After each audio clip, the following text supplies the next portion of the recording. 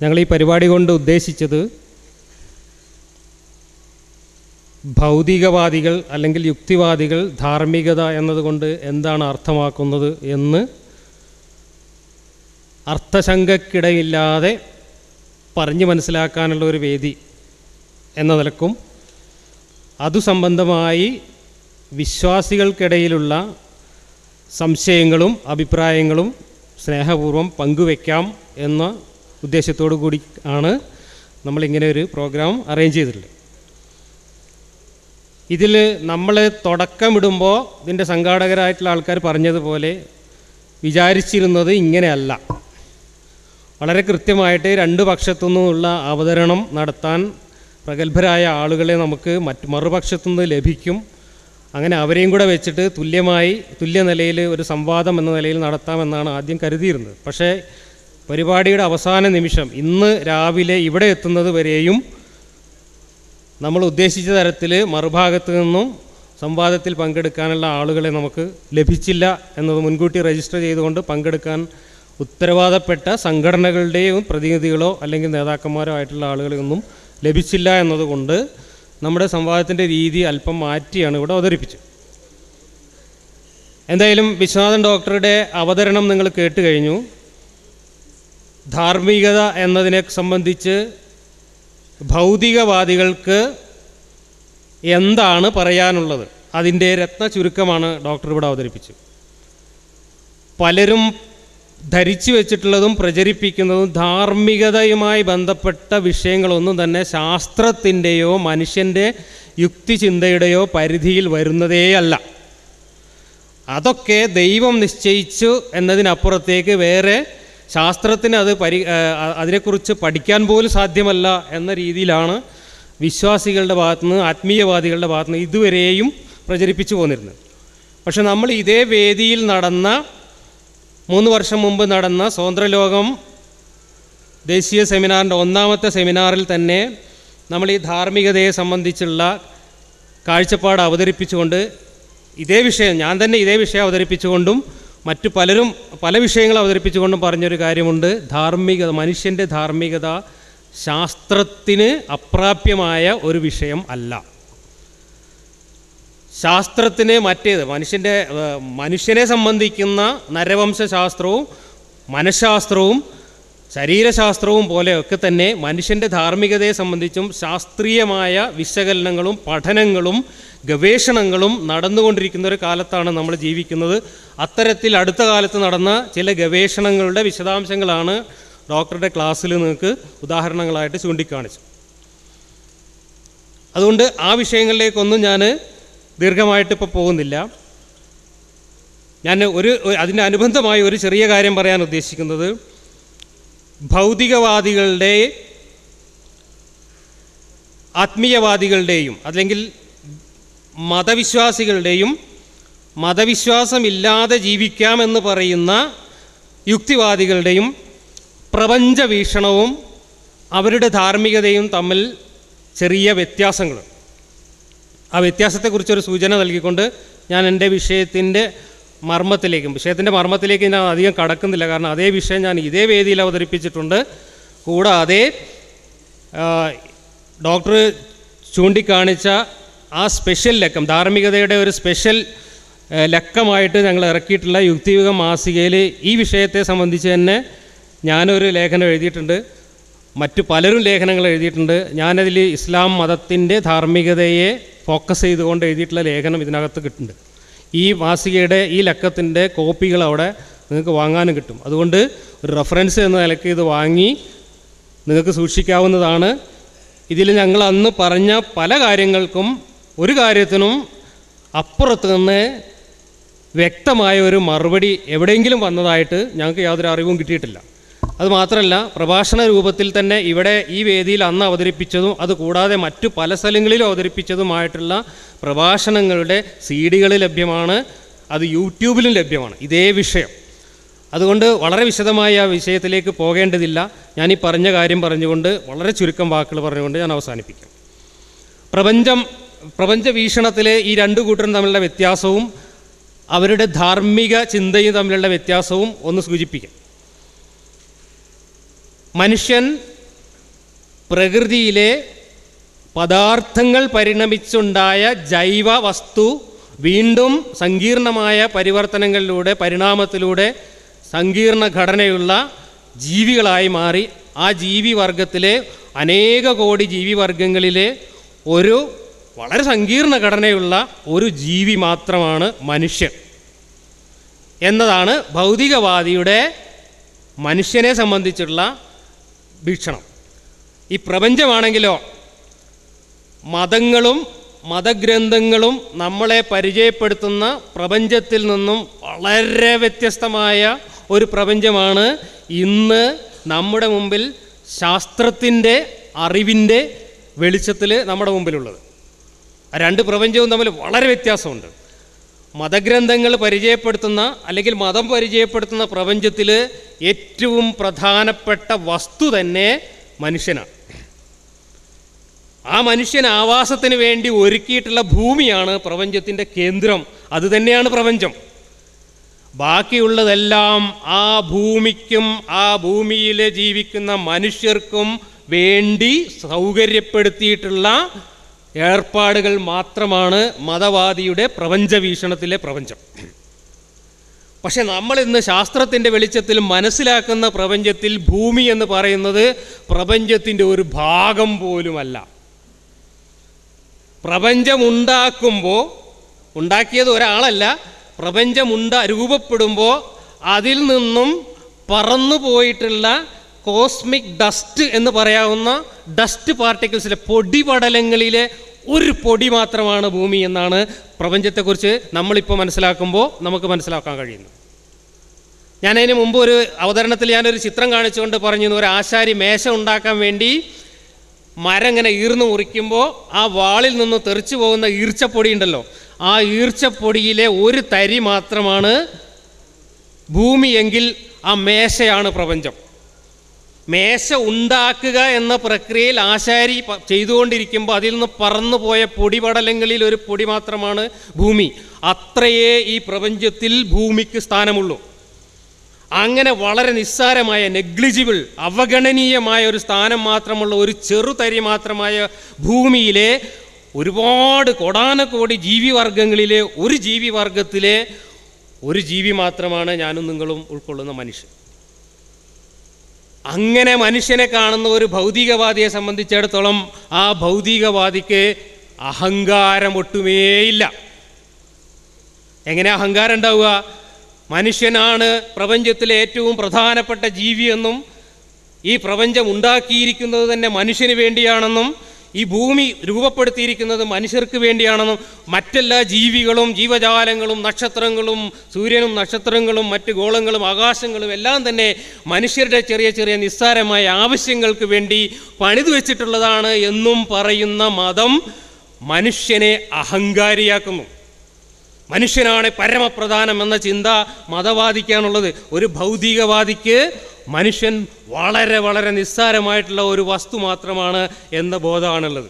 ഇതിലേതാണ് അഹങ്കാരം? മതവാദിക്കാണ് അഹങ്കാരം, ഭൗതികവാദിക്കല്ല. അതുകൊണ്ട് അഹങ്കാരമില്ലാത്ത വിനയത്തോടുകൂടി പ്രപഞ്ചത്തെ നോക്കിക്കാണുന്ന ഭൗതികവാദിയെ സംബന്ധിച്ചിടത്തോളം മനുഷ്യനും മനുഷ്യൻ്റെ ജീവിതവുമൊക്കെ വളരെ വിനയത്തോടു കൂടിയാണ് നോക്കിക്കാണുന്നത്. ജീവിത വീക്ഷണവും അങ്ങനെ തന്നെ. ഭൗതികവാദിയുടെ ജീവിത വീക്ഷണം എന്ന് പറയുന്നത് മനുഷ്യനെ കേന്ദ്രീകരിച്ചാണ്, മനുഷ്യൻ്റെ ചുറ്റുപാടുകളെ കേന്ദ്രീകരിച്ചാണ്, മനുഷ്യൻ്റെ ആവാസ വ്യവസ്ഥയെ കേന്ദ്രീകരിച്ചാണ് രൂപപ്പെട്ടിട്ടുള്ളത്. മനുഷ്യർ ഇവിടെ ജീവിക്കുന്നത് നമ്മളിവിടെ ഒരു ജീവിയായി ജനിച്ചു പോയതുകൊണ്ടാണ്. പരിണാമത്തിലൂടെ നമുക്ക് കിട്ടിയ സിദ്ധികൾ നമ്മുടെ ജീവിതത്തെ പരമാവധി സന്തോഷപ്രദമാക്കുന്നതിന് വേണ്ടി പ്രയോജനപ്പെടുത്തുക എന്നത് മാത്രമാണ് ഒരു ഭൗതികവാദിയെ സംബന്ധിച്ചിടത്തോളം ജീവിത വീക്ഷണത്തിൻ്റെ അടിസ്ഥാനം. അങ്ങനെ പറയുമ്പോൾ മതവാദികൾ സാധാരണ ചോദിക്കുന്നൊരു ചോദ്യമുണ്ട്, അങ്ങനെയാണെങ്കിൽ പിന്നെ എന്തിനാണ് മനുഷ്യർക്ക് ധാർമ്മികത? ഓരോരുത്തർക്കും സന്തോഷം തോന്നുന്നതെല്ലാം ചെയ്താൽ പോരെ? അങ്ങനെ ഓരോരുത്തരും തോന്നിയ മാതിരി ജീവിച്ചാൽ പോരെ എന്നാണ് സാധാരണ ഭൗതികവാദികൾ ചോദിക്കാറുള്ളത്. ഞാനൊക്കെ 10-40 കൊല്ലമായി ഏറ്റവും കൂടുതൽ എൻ്റെ കാതുകൾ കേൾക്കേണ്ടി വന്നിട്ടുള്ള ചോദ്യവും അത് തന്നെയാണ്. ആ ചോദ്യം നിരന്തരമായി വിശ്വാസികളുടെ ഭാഗത്ത് നിന്ന് ഞങ്ങളുടെ നേരെ ഉയരുന്നു എന്നതുകൊണ്ട് തന്നെയാണ് ഇതേ വിഷയം പിന്നെയും പിന്നെയും ആവർത്തിച്ച് സെമിനാറുകൾ നടത്തേണ്ടി വരുന്നത്, ഇതേ വിഷയം പിന്നെയും പിന്നെയും ആവർത്തിച്ച് എഴുതേണ്ടി വരുന്നത്. കാരണം ഇതാണ് ഏറ്റവും പ്രധാനപ്പെട്ട ചോദ്യം എന്ന് മാത്രമല്ല, ഇന്ന് മതവാദികൾ മറ്റെല്ലാ വാദങ്ങളും മൊനയൊടിഞ്ഞ് തകർന്നു കിടക്കുമ്പോൾ അവരുടെ അവസാനത്തെ ഒരു തുരുപ്പ് ചീട്ട് എന്ന നിലയിൽ, ഒരു കച്ചിത്തുരുമ്പ് എന്ന നിലയിൽ ഇത് മാത്രം പറഞ്ഞുകൊണ്ടിരിക്കുന്ന ഒരവസ്ഥയിലെത്തിയിട്ടുണ്ട്. ഇന്നവർക്ക് ശാസ്ത്രം പറയാനില്ല. ശാസ്ത്രം പറഞ്ഞാൽ അവർ വിഷയം മാറ്റും. മതത്തിലെ മറ്റ് കാര്യങ്ങൾ, ധാർമ്മികതയുടെ മറ്റ് വിശദാംശങ്ങളിൽ പറഞ്ഞാൽ മതപരമായ കാര്യങ്ങൾ ഒന്നും പറയാൻ ഇന്ന് മതവാദി ഇഷ്ടപ്പെടുന്നില്ല. അതുകൊണ്ട് മതവുമായി ബന്ധപ്പെട്ട എന്തെങ്കിലും വിഷയത്തിൽ സംവാദമോ സെമിനാറോ വെച്ചാൽ മതവുമായി ഒരു ബന്ധമില്ലാത്ത കാര്യങ്ങൾ മാത്രം പറഞ്ഞുകൊണ്ടാണ് ഇന്ന് സെമിനാറിൽ അവർ വരുന്നത്. അല്ലേ? കഴിഞ്ഞ തവണ അയ്യൂബ് മൗലവിയും വേറെ ഒരു ജമാഅത്തെ ഇസ്ലാമിയുടെ ആളും തമ്മിൽ കോഴിക്കോട് നടന്ന സംവാദങ്ങൾ കണ്ടു. അയ്യൂബ് മൗലവി ശാസ്ത്രവും മതവും രണ്ടിൻ്റെ രീതി തമ്മിലുള്ള വ്യത്യാസവും ശാസ്ത്രവും മതവും തമ്മിലുള്ള ജ്ഞാനമാർഗങ്ങളുടെ വ്യത്യാസം വിശദീകരിച്ചുകൊണ്ട്, ഉദാഹരണങ്ങൾ സഹിതം വിശദീകരിച്ചുകൊണ്ട് വിഷയം അവതരിപ്പിച്ചു. പക്ഷേ മറുഭാഗത്ത് നിന്ന് ആ വിഷയവുമായി കുലബന്ധം പോലും ഇല്ലാത്ത തത്വചിന്താപരമായിട്ടുള്ള കുറേ കാര്യങ്ങൾ പറഞ്ഞുകൊണ്ടാണ് അതിനെ നേരിട്ട്. കാരണം എന്താണ്? ഈ വിഷയം പറയാനുള്ള ആത്മവിശ്വാസം അവർക്ക് നഷ്ടപ്പെട്ടിരിക്കുന്നു. ധാർമ്മികതയുടെ കാര്യത്തിൽ തന്നെ മതപരമായ ധാർമ്മികതയെക്കുറിച്ച് സംസാരിക്കാനുള്ള മതവാദിയുടെ എല്ലാ ആത്മവിശ്വാസവും നഷ്ടപ്പെട്ടിരിക്കുന്നു. അപ്പോഴാണ് ഏറ്റവും അവസാനം കച്ചിത്തുരുമ്പായി പിടിക്കുന്നത്, എന്തിനാണ് ഭൗതികവാദികൾക്ക് ധാർമ്മികത എന്ന ചോദ്യം ഉയർത്തുന്നത്? ആ ചോദ്യത്തിനുള്ള ഉത്തരമാണ് വിശ്വനാഥൻ ഡോക്ടർ ഇവിടെ അവതരിപ്പിച്ചു. ഞാൻ പറഞ്ഞു വന്നത്, ജീവിത വീക്ഷണം, മനുഷ്യനെ കേന്ദ്രീകരിച്ചുള്ള ജീവിത വീക്ഷണത്തിൽ മനുഷ്യൻ ഒരു സാമൂഹിക ജീവിയാണ് എന്നിടത്ത് നിന്ന് സാമൂഹിക ജീവിയായി മനുഷ്യൻ ഇവിടെ ജീവിക്കുന്നു എന്ന യാഥാർത്ഥ്യത്തിനകത്ത് നിന്നുകൊണ്ട് മാത്രമേ ഭൗതികവാദികൾക്ക് ധാർമ്മികതയെക്കുറിച്ച് ചർച്ചയുള്ളൂ. മനുഷ്യൻ്റെ ശരീരം രൂപപ്പെട്ടു വന്ന പദാർത്ഥങ്ങൾ, ആ പദാർത്ഥങ്ങളിലേക്കൊക്കെ പോയിട്ട് മനുഷ്യൻ്റെ ധാർമ്മികതയെക്കുറിച്ച്, അതിൻ്റെ നിരർത്ഥകതയെക്കുറിച്ച് വാദിക്കാനാണ് മതവാദി താല്പര്യപ്പെടുന്നത്. പക്ഷെ അങ്ങനെ നമ്മുടെ ശരീരത്തിൽ ഉൾക്കൊള്ളുന്ന പദാർത്ഥങ്ങൾക്ക് ധാർമ്മികത വേണോ വേണ്ടേ എന്നുള്ള ചർച്ചയല്ല. ഈ പദാർത്ഥങ്ങൾ സങ്കീർണമായി പരിണമിച്ച് മനുഷ്യനെന്ന ജന്തുവായി, ജീവിയായി പരിണമിച്ച് ആ ജീവി കൂട്ടമായി, സംഘമായി, സംഘജീവിതം നയിക്കുമ്പോൾ ആ സംഘജീവിതത്തിൻ്റെ അകത്തുള്ള കാര്യങ്ങൾ, ആ സംഘജീവിതത്തിന് സഹായകമായ കാര്യങ്ങൾ മാത്രമാണ് ഞങ്ങൾ ധാർമ്മികതയുമായി ബന്ധപ്പെടുത്തി പറയുന്നത്. ഇവിടെ സാമൂഹികത, ആ സാമൂഹികതയുടെ വളർച്ചയെക്കുറിച്ചാണ് ഡോക്ടർ ഇവിടെ സൂചിപ്പിച്ചത്. മനുഷ്യൻ കൊച്ചു കൊച്ചു ഗണങ്ങളായും ഗോത്രങ്ങളായുമാണ് ആദിമകാലത്ത് ജീവിച്ചിരുന്നത്.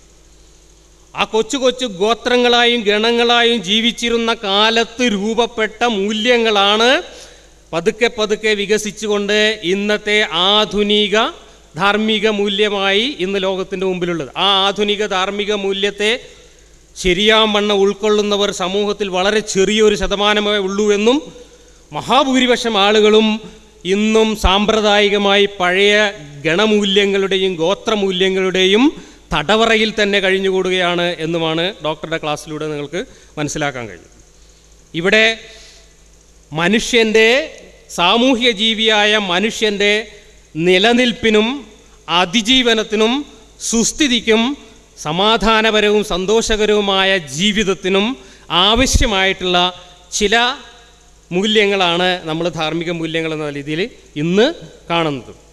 അതിൻ്റെ അടിസ്ഥാനം കേവലം സാമൂഹികത മാത്രമല്ല, ഏറ്റവും ബേസിക് ആയിട്ടുള്ള അതിൻ്റെ ഘടകമെന്ന് പറയുന്നത് ജന്മവാസനയാണ് എന്ന് ഡോക്ടർ ഇവിടെ സൂചിപ്പിക്കേണ്ടത്.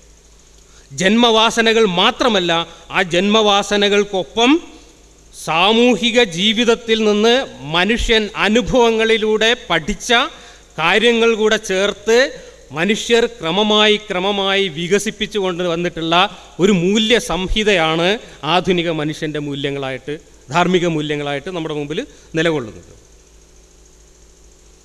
എന്നാൽ മതങ്ങൾ ഇവിടെ വലിയ പ്രതിസന്ധിയെ നേരിടുന്നു. എന്താണ് മതങ്ങൾ നേരിടുന്ന പ്രതിസന്ധി? ആധുനിക മനുഷ്യൻ വികസിപ്പിച്ചെടുത്തിട്ടുള്ള മൂല്യസങ്കല്പങ്ങളും ഈ ഗോത്രകാലത്ത് രൂപപ്പെടുത്തി സംരക്ഷിച്ചു പോന്നിട്ടുള്ള മതമൂല്യങ്ങളും തമ്മിൽ അതിഭയങ്കരമായ പൊരുത്തക്കേടുണ്ട്. ആ പൊരുത്തക്കേടിൻ്റെ മുമ്പിൽ വീർപ്പുമുട്ടുകയാണ് മതം. ആ വീർപ്പുമുട്ടലാണ് മതം നേരിടുന്ന ഏറ്റവും വലിയ പ്രതിസന്ധി. എന്താണ് ആ പ്രതിസന്ധി? മനുഷ്യൻ്റെ മൂല്യങ്ങൾ, ഗോത്രകാലത്തെ മനുഷ്യൻ്റെ മൂല്യങ്ങൾക്ക് ആ കാലത്തിൻ്റെ പരിമിതികളുണ്ട്, ആ ദേശത്തിൻ്റെ പരിമിതികളുണ്ട്, അന്നത്തെ മനുഷ്യൻ്റെ സാമൂഹ്യ ജീവിത ഘടനയുടെ പരിമിതികളുണ്ട്. ആ പരിമിതികൾക്കുള്ളിൽ അന്ന് രൂപപ്പെട്ട മൂല്യങ്ങളെല്ലാം തന്നെ, അതിലെ മുഖ്യമായിട്ടുള്ളതെല്ലാം തന്നെ തീർത്തും കാലഹരണപ്പെട്ട് കഴിഞ്ഞിരിക്കുന്നു. എന്നാൽ മതഗ്രന്ഥങ്ങളിൽ, മതപ്രമാണങ്ങളിൽ, മതങ്ങളുടെ നിയമസംഹിതകളിൽ ഇന്നും കൃത്യമായി രേഖപ്പെടുത്തി വച്ചിട്ടുള്ളത് ആ ഗോത്രകാലത്തെ ഇന്ന് കാലഹരണപ്പെട്ട, ഇന്നല്ല സഹസ്രാബ്ദങ്ങൾക്ക് മുമ്പ് തന്നെ കാലഹരണപ്പെട്ടു പോയ മൂല്യങ്ങളെയാണ് എഴുതി പിടിപ്പിച്ചിട്ടുള്ളത്. അതിനെ ഇന്ന് മനുഷ്യന്മാരുടെ മുമ്പിൽ അതേപടി അവതരിപ്പിക്കാൻ പോലും മതത്തിന് സാധ്യമാവില്ല. അതുകൊണ്ട് അവരെന്താ ചെയ്യുന്നത്?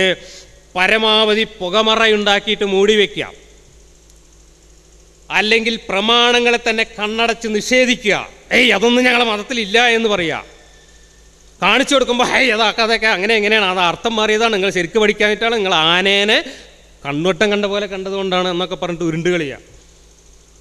എന്നാൽ അതിൻ്റെ എല്ലാ ചരിത്ര പശ്ചാത്തലവും ഗോത്ര പശ്ചാത്തലവും എല്ലാം വിവരിച്ചുകൊണ്ട് കാര്യം ബോധ്യപ്പെടുത്തി കൊടുത്താലോ അപ്പോൾ പൂർണ്ണമായിട്ടും അവിടെ നിന്ന് വിഷയം മാറ്റിക്കൊണ്ടുപോയിട്ട് വ്യാഖ്യാന ഫാക്ടറികളിൽ കയറ്റി വേറെ പലതും പറഞ്ഞുകൊണ്ടിരിക്കുക. ഇങ്ങനെ ഉരുണ്ട് മറിഞ്ഞുകൊണ്ടും വ്യാഖ്യാന അഭ്യാസങ്ങൾ നടത്തിക്കൊണ്ടും സ്വന്തം മതത്തിൻ്റെ മൂല്യസംഹിതകളെ സമൂഹത്തിൻ്റെ മുമ്പിൽ പുകമറയ്ക്കുള്ളിൽ മറച്ചു പിടിക്കേണ്ട അതിഭയങ്കരമായ പ്രതിസന്ധിയാണ് മതം നേരിടുന്നത്. അത് എല്ലാ മതങ്ങളും നേരിടുന്നുണ്ട് ആ പ്രതിസന്ധി. പക്ഷേ ഭൗതികവാദികളെ സംബന്ധിച്ചിടത്തോളം അങ്ങനെ ഒരു പ്രതിസന്ധി ഇല്ല. കാരണം ഞങ്ങൾ ഉയർത്തിപ്പിടിക്കുന്ന ധാർമ്മിക മൂല്യങ്ങൾ സ്ഥായിയല്ല, കേവലമല്ല. അത് എല്ലാ കാലത്തേക്ക് ലോകാവസാനം വരേക്ക് വള്ളിപുള്ളി മാറ്റാൻ പാടില്ല എന്നും പറഞ്ഞ് കലണ്ടറിൽ എഴുതി തൂക്കിയ സാധനമല്ല. മനുഷ്യ സമൂഹം മാറുന്നതിനനുസരിച്ച്, വികസിക്കുന്നതിനനുസരിച്ച് മനുഷ്യൻ്റെ മൂല്യബോധങ്ങളും മാറിവരും. അങ്ങനെ മാറിവരുന്ന മൂല്യബോധങ്ങളും പ്രാകൃത ഗോത്രമൂല്യങ്ങൾ ഉൾക്കൊള്ളുന്ന സമൂഹവും തമ്മിൽ നടക്കുന്ന സംഘർഷം, അതാണ് സംസ്കാരങ്ങൾ തമ്മിലുള്ള സംഘർഷം. ആ സംഘർഷം നമ്മുടെ സമൂഹത്തിൽ നടക്കുന്നു. അതിൻ്റെ ഏറ്റവും നല്ല ഉദാഹരണമാണ് ഇന്ന് നടക്കുന്ന ചുംബനം. ചുംബനം ഇന്നവിടെ നടന്നാലും നടന്നില്ലെങ്കിലും കേരളത്തിൻ്റെ സാംസ്കാരിക ചരിത്രത്തിൽ ഏറ്റവും ജനശ്രദ്ധയാകർഷിച്ച സമരമായി അത് നടക്കുന്നതിന് മുമ്പേ മാറിക്കഴിഞ്ഞു. ആ ആശയം രൂപപ്പെടുത്തിയത് ഇവിടെ ഇരിക്കുന്ന കുറച്ചാളുകളുടെ മനസ്സിൽ നിന്ന് തന്നെയാണ്. അഭിമാനത്തോടു കൂടിയാണ് ഞാനത് പറയുന്നത്. ഞാൻ കോഴിക്കോട് ഈ സംഭവം നടന്നു കഴിഞ്ഞപ്പോൾ ആ ഹോട്ടലിൽ തല്ലിത്തകർത്ത് ഒരു ചാനല് പെൺകുട്ടികളും ആൺകുട്ടികളും കെട്ടിപ്പിടിക്കുന്ന ചിത്രം കാണിച്ചുകൊണ്ട് അനാശാസ്യം നടക്കുന്നു എന്ന് പറഞ്ഞ് വാർത്ത കാണിക്കുകയും പിറ്റേ ദിവസം കേട്ട പാതി കേൾക്കാത്ത പാതി ഒരു വിഭാഗം ആളുകൾ, ഒരു സംഘടനയുടെ ആളുകൾ ചെന്ന് ആ ഹോട്ടലിൽ തല്ലി തകർക്കുകയും ചെയ്ത സംഭവം അത് ന്യൂസ് കണ്ടപ്പോൾ തന്നെ ഞാൻ വീട്ടിലിരുന്ന് എൻ്റെ കുടുംബത്തോട് ഞാൻ പറഞ്ഞു, ഇതിനോട് പ്രതിഷേധിക്കേണ്ടത് ചുംബിച്ചുകൊണ്ടാണ്. ഞാനത് മനസ്സിൽ വിചാരിച്ചപ്പോഴേക്ക് ഫേസ്ബുക്കിൽ പോസ്റ്റുകൾ വന്നു കഴിഞ്ഞു. പിന്നെ എനിക്കത് പറയേണ്ടി വന്നില്ല. ചെറുപ്പക്കാരായ ആളുകൾ അതേ ആശയം ഉടനെ തന്നെ അവർ പോസ്റ്റ് ചെയ്ത് കഴിഞ്ഞു. ഇതിനെതിരായി നമുക്ക് പ്രതിഷേധിക്കണം, ചുംബിച്ചുകൊണ്ട് പ്രതിഷേധിക്കണം.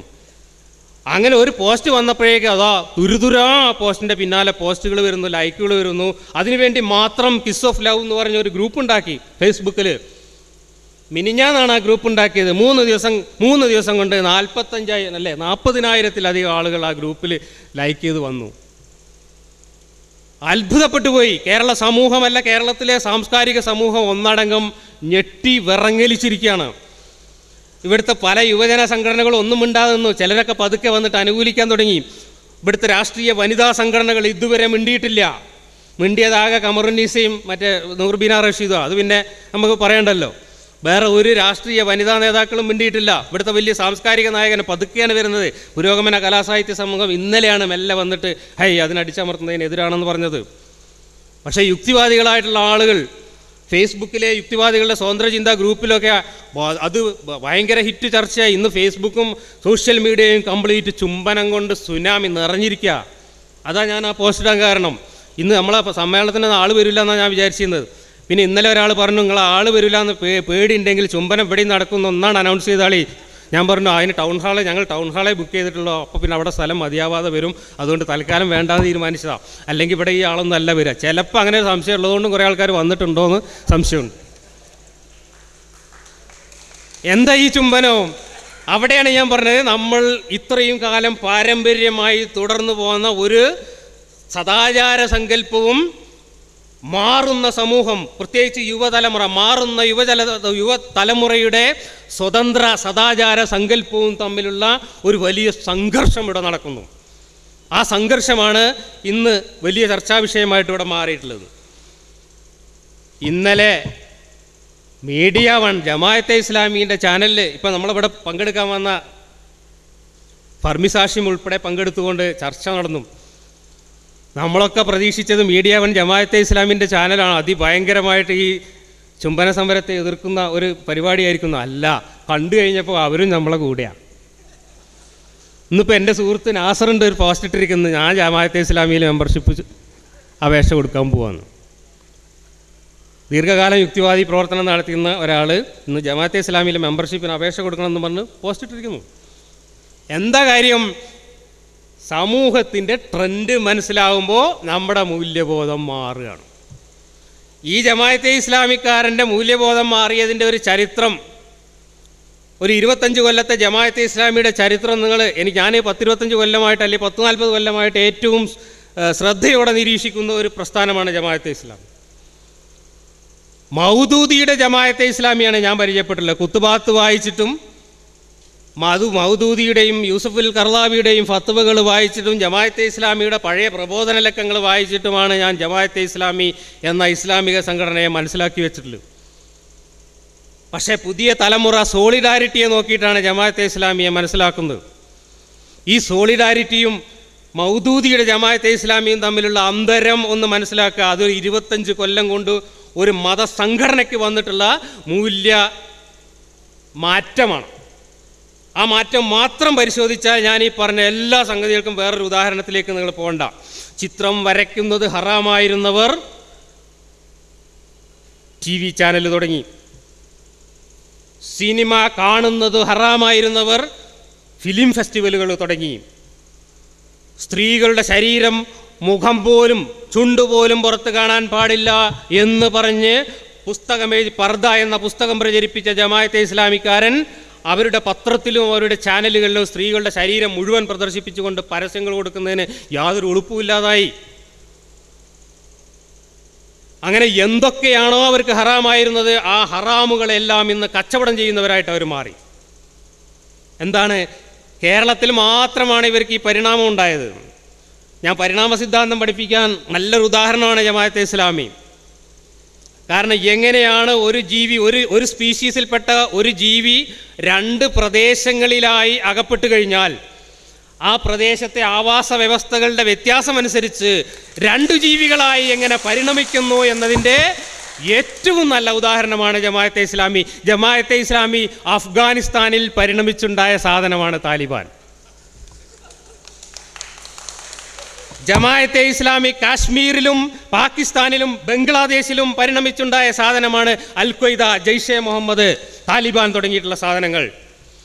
അതേ ജമാഅത്തെ ഇസ്ലാമി വെറും 1/2 നൂറ്റാണ്ട് കാലം കൊണ്ട് കേരളം എന്ന് പറയുന്ന ആവാസ വ്യവസ്ഥയിൽ അനുകൂലനങ്ങൾ സ്വീകരിച്ചുകൊണ്ട് പരിണമിച്ചുണ്ടായ മറ്റൊരു സ്പീഷീസായി മാറിയ ജീവിയാണ് സോളിഡാരിറ്റി. ഈ സോളിഡാരിറ്റിക്കും ഈ താലിബാനും തമ്മിൽ ഇനി എണ്ണ ചേർന്നാൽ കുട്ടികളുണ്ടാവില്ല. ഒരു സ്പീഷീസിലെ 2 ജീവികൾ 2 സ്ഥലത്ത് പരിണമിച്ചിട്ട് അവസാനം അവ തമ്മിൽ ഇണചേരാൻ പോലും പറ്റാതെ ആകുമ്പോഴാണ് ഒരു സ്പീഷീസ് 2 സ്പീഷീസായി പരിണമിക്കുന്നത്. അങ്ങനെയാണ് പരിണാമ സിദ്ധാന്തം. അങ്ങനെ ഒരു സ്പീഷീസ് 2 സ്പീഷീസായി മാറുന്ന പരിണാമത്തിന് ഏറ്റവും നല്ല ഉദാഹരണമായി എന്തുകൊണ്ട് കേരളത്തിലെ ജമാഅത്തെ ഇസ്ലാമി മാറി? കേരളത്തിലെ സാമൂഹിക ആവാസ വ്യവസ്ഥ ജമാഅത്തെ ഇസ്ലാമി പോയിട്ട് ഇസ്ലാം പോലും പറയാൻ പറ്റുന്നതല്ല, ഖുർആൻ പോലും പറയാൻ പറ്റുന്നതല്ല, ഹദീസ് പോലും പറയാൻ പറ്റുന്നതല്ല എന്ന് തിരിച്ചറിഞ്ഞപ്പോൾ നമ്മൾ ആദിവാസിയും എക്സ്പ്രസ് ഹൈവേയും പിന്നെ നിൽപ്പ് സമരവും കൊക്കക്കോലയും ഒക്കെ ആയിട്ട് നമ്മളങ്ങനെ പോവുക വേറെ ഒരു സാധനമായിട്ട്. ഇത് തന്നെയാണ് പരിണാമം. മനുഷ്യൻ്റെ മൂല്യബോധത്തിലും മനുഷ്യൻ്റെ ധാർമ്മിക ബോധത്തിലും ഇങ്ങനെയാണ് പരിണാമമുണ്ടാവുന്നത്.